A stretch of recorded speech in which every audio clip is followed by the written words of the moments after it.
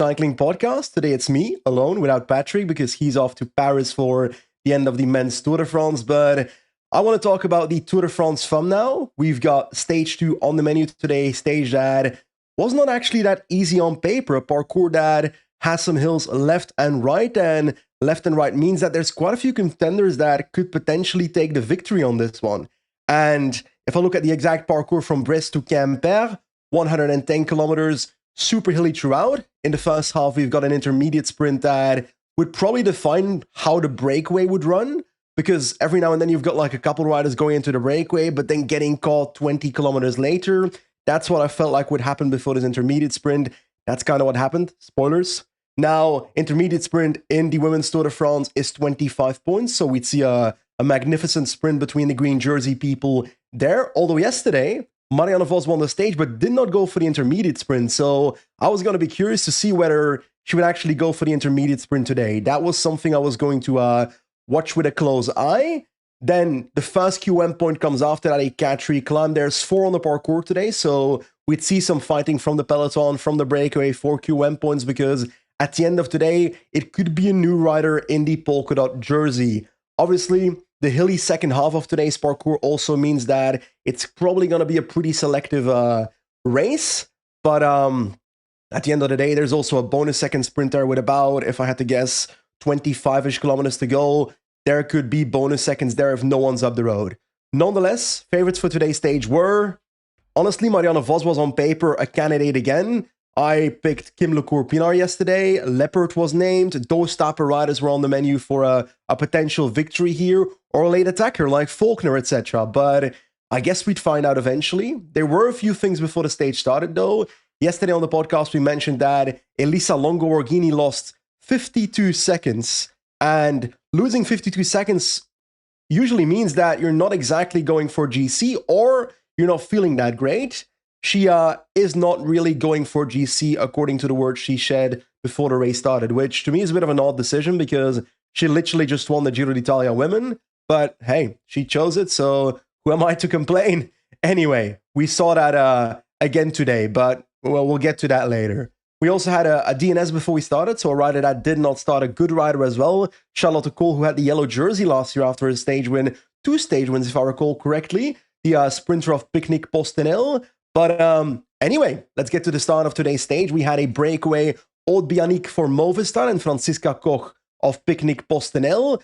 But that breakaway was destined to be ruined by the time we get to the intermediate sprint, where we do see an intermediate sprint being fought out between 2 riders, Lorena Wiebes and Marianne Vos, going for it this time around. So a clash of the titans at that sprint, and Vos launches early to try and surprise Wiebes, but Wiebes is inherently a faster sprinter, especially when it's a fresh sprint like this at the start of a hilly parcours. Then Wiebes should win, and she does. So she takes the bulk of the points there over Vos. Now, after that is the events of the QM points. So all the climbs that follow, 4 climbs in total, 3 that follow each other up relatively in this first half of the race. And we saw a fight between a couple riders there. On the first of those climbs, Silke Smulders from Jayco is a rider to attack very early. Elise Chabbey, who was in the polka dots from yesterday, she goes into the move as well, and they pause the leftovers of the initial breakaway, and Silke Smulders takes the 3 points over Chabbey here,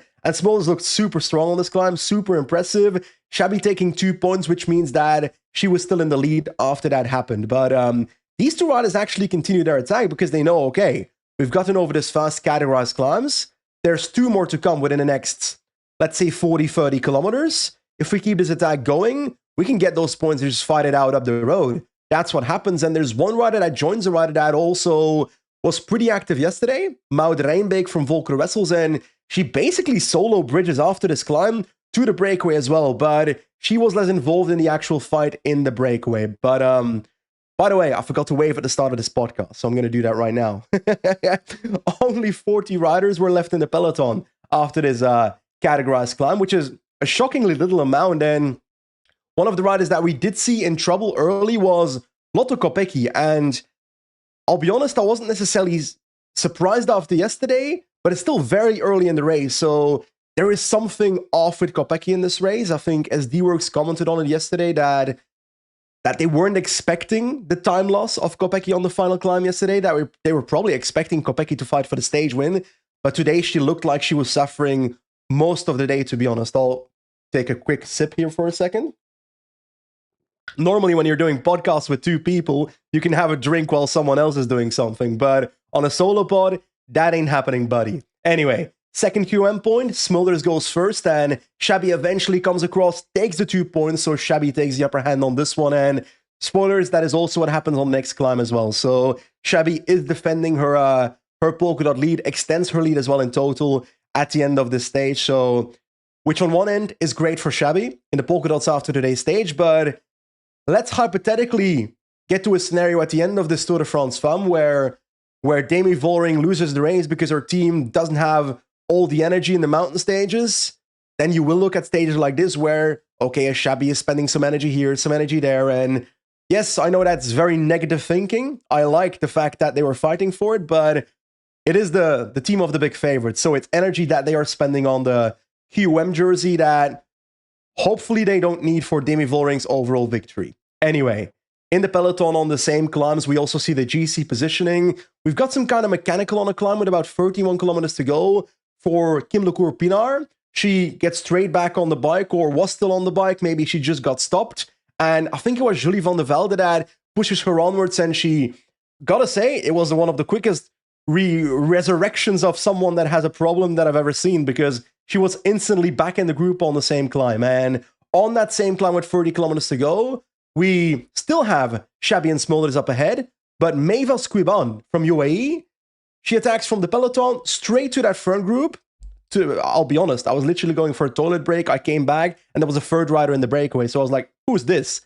Turns out it was Maeva Squiban. Anyway, Shabby also took the 2K QM points there anyway. And with 22 kilometers to go is an important climb because, as I said, when it comes to the profile at the start, that climb had bonus seconds at the top. Now, I spoiled it. There's 3 riders up the road. So if the first 3 riders get bonus seconds, it's the first 3 riders in the break that get those bonus seconds. So no actual fight for bonus seconds from the peloton group, but we do get an attack. Kasia Niewiadoma attacks and Ferran Prevot straight to the wheel. They have a bit of a gap on the others, and this is where you see who's taking control in the stage. We've got the team of Kim Lecourt Pinard, who had that trouble a bit earlier in the stage. We've got Justine Hikira going to the front of the group and pacing those 2 attackers down. Niewiadoma, Ferran Prevot, strong riders, but as a Belgian man, I have to value the valiant domestique efforts of Justine at the front of the peloton. And it's not the only thing that AG Insurance Soudal was doing here, because I think after this climb, Marianne Marcus goes on the right side of the road if you look from the perspective of the riders, and we see Julie van der Velde pacing behind for the team. So Marcus does eventually still get to the breakaway, but you see that that team is a team that wants this stage to end up in a result for Kim Lecourt Pinard. But that's not the only team. We saw Ferran Prevot in the move earlier, but after, with about 17k to go, you see Visma Lab taking control of the entire race, going to the front, Lickenoyen once again in the descents. Really impressive the last 2 days, to be honest. Gradually closing down this breakaway of Shabby, Smulders, Squiban, Rianne Marcus. Once again, I'll go for a water sip. I'm sorry. With about 12 kilometers to go, that breakaway gets caught. A counter move happens, and this is a pinnacle moment in the race, because the counter move, I'm sorry. Throughout my entire career of following women's cycling, Mavi Garcia has done some really stupid attacks, really random attacks, really irrelevant attacks. And I must say, I made the mistake of considering this attack an irrelevant attack. I thought, okay, Mavi Garcia goes off the front, we'll see a team take over and hunt her down, and with about 4k to go, she'll get caught. That was a mistake by myself, because Mavi Garcia goes off the front, and while she's not the best descender in the peloton, she straight up does these descents relatively well, a bit shaky every now and then, but the group behind was also not flying down the descent. There was a lack of organization, and we're now coming towards the last classified climb of the day, the 4QOM, and the gap is about, pure guess from the top of my head, maybe 20 seconds going into this climb, and we do see action in the peloton now. We see Labou attacking, I'm pretty sure. Juliette Labou of FDG Suez, so another rider from FDG Suez, Vollring's team, going on a move, and Mi Björndal Otterstad, which is a strong rider from UNOX, she reacts behind. And she ends up catching Labou in the process, and in the meanwhile, the rest of the peloton is in their wheels, so that is closed down again, and the tempo dies a little bit. And those tempo stops on this climb also help Mavi Garcia, who's doing a steady climb this entire round. That helps her. Now, ooh, I'm dying. Now, on this climb, we also see a move by... I'm going to go for another sip. I'm going to perish otherwise by the end of this podcast, guys. Come on. Anyway, so on this climb, we see Elise Shabby trying to lead out Vollring as well, and I'm like, okay, maybe it's positioning for over the climb. Maybe Shabby is just trying to get the leftover QOM point on this climb, but no, we see an actual attack by Demi Vollring on this climb, and Demi Vollring, not exactly the rider with the biggest acceleration in the peloton, so there was no separation with this move, but it is good to see Demi Vollring ready to make some moves even on the early stages, not just waiting for the Côte la Madeleine, where she is on paper expected to do extremely well. Now, we get over the top of this climb, and after that Vollring move, I thought, okay, perfect moment. Absolutely perfect moment. Tempo dies in the group for someone to counter, and two riders think the same. Fisher Black and Otterstad once again on the left side of the road, each try to do the perfect timing attack when Vollring stops, and in doing so, they kind of almost ride into each other, ruining each other's attack, which also, once again, the fact that the tempo dies again helps the rider in front. Mavi Garcia goes over the top with about 10 seconds on the peloton, taking 2 QM points, and Shabby takes over the leftover point by the time the peloton hits the top there. But that's not the end of it. We see some more attacks, like Shirin van Androoy attacking in the last 4 kilometers, Shabby controlling that.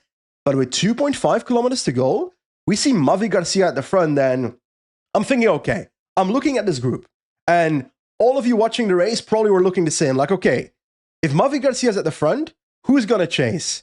Ferrand Prévot for Vos, that's a possibility, unless they have other domestiques there. What is his D-Works looking like? I saw Wiebes looking good at this point. Kopecki's in the group, but she looked wasted the entire race, so I wasn't necessarily expecting it from her, but Blanca Vache was still sitting there. Wasn't seeing her move necessarily. And we see Kopecky eventually coming to the front at 1.5 kilometers to go. After the peloton looked at each other a lot, maybe they thought the same as me, that Mavi Garcia would eventually get caught, but they were coming to the point that they would have to start pacing, otherwise she won't.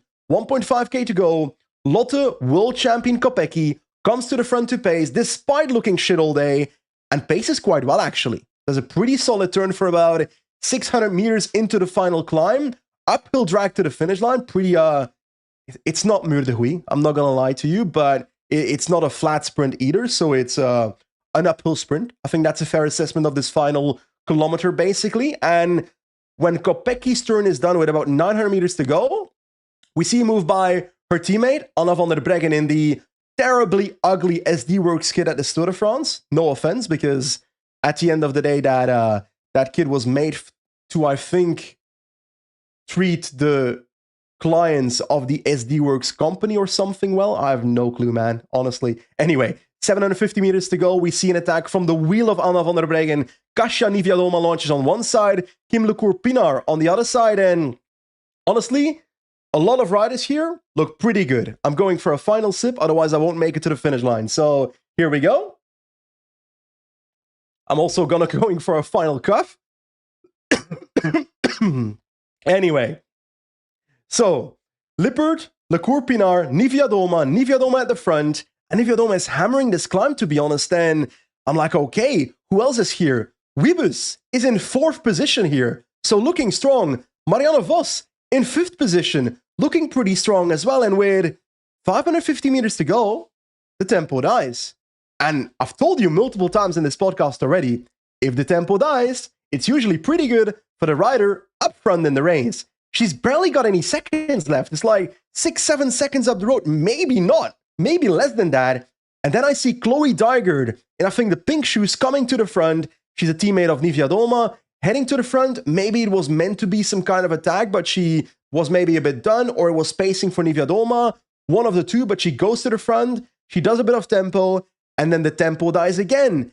And eventually we do see the sprint kicking off with Wiebes, with Vos, etc. Wiebes obviously one of the stronger riders in the group behind, but Mavi Garcia into the last 200 meters, last 150 meters, last 100 meters, and eventually it is shockingly Mavi Garcia that wins stage 2 of the Tour de France Femmes avec Zwift. That is an epic victory, if I must say so. Easily the biggest victory of her entire career. She's won races left and right. I think a stage in Burgos a couple of years ago comes to mind. I think she's won Plouay at some point, but that's also a couple of years ago. Winning a stage at the Tour de France Femmes avec Zwift is a ridiculously good result for her. Not just for her, but also for the team of Jayco in this race. So Liv Jayco, fantastic victory here. And second place, Lorena Wiebes. Third place, Kim Lecourt-Pinard. Lippert. That's a combination of Liana Lippert. She came fourth. Marianne Vos in fifth. So Wiebes taking more points at the intermediate sprint and at the finish line today. So that means for the green jersey that Vos is still in green, but the difference is only 4 points at the moment. So we've actually got a really close clash for the green jersey. Still questioning why Vos didn't go for the first intermediate sprint yesterday, but hey, we can't hammer on about that. After today's stage, we have a GC that looks like the following.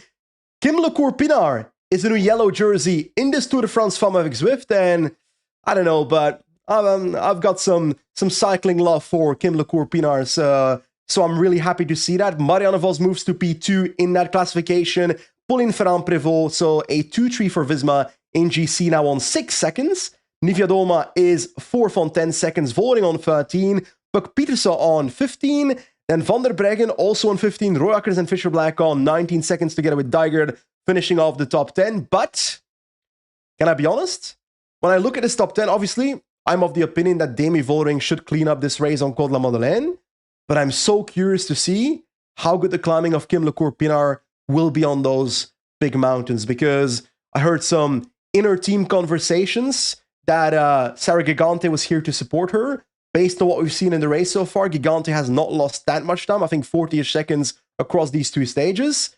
But Lecourt-Pinard is doing so well in these last 2 stages. So let's see how close it can get, because I don't care who wins this race. I don't care who wins the men's Tour de France. I don't care who wins any cycling race. I want a close race. I want entertainment on my TV. And therefore, these first couple of stages have certainly delivered, and they were pretty enjoyable to watch. Now, usually I'll have some tactical discussion with Patrick, and I'll throw it over to Patrick for his opinion. I can't do that. I also can't throw it over to Luke, because he might just start yapping about Elin Janssen giving you some propaganda for the next 5 minutes, which, fair, she's a very good rider on Volker Wessels, and she will be in World Tour in no time, but I don't want to have propaganda on this podcast today, I'm afraid, Luke, so I'm going to have to shut you off before you even start speaking. Stage 3 of this Tour de France Femmes avec Zwift is a flat sprint, and Lorena Wiebes is going to win it. So I saved you all the time of watching. Not just kidding. Watch the final sprint. It's going to be enjoyable to watch. I think the profile makes it look like a slightly uphill sprint, but Wiebes has been the strongest in the last 2 stages on the flat sprints, I would argue. So I expect that to be the case. And after tomorrow, perhaps Wiebes will be in the green jersey as well on paper, but hopefully Vos can offer a challenge, so that's a close sprint, that it's a clash of the sprinting titans here. Cole is obviously out, so she won't be doing that. No Consoni at the start line, if I recall correctly, or am I blind here? No, I don't think she's here. So that's not here. Balsamo's here, so she's going to be fighting for the sprint as well. Paternoster will also be sprinting. Quite a few riders on this start line that will be heading for the sprint tomorrow, including also, what's her name? FDJ Suez sprinter Ali Wollaston as well. So should be fun to watch the last couple of kilometers of tomorrow, the intermediate sprint during the stage as well, which will once again give 25, yes, sprint points, and it's with about 40 kilometers to go. So I'd say tune in with about 45 kilometers to go. You can tune in earlier if you want, but I probably won't. Anyway, that's it for today's podcast, I'm afraid. Tour de France Femmes avec Zwift is over with stage 2, and tomorrow I'll see you for stage 3. Hopefully with Patrick, if he survives the night in Paris. Anyway, ciao, ciao.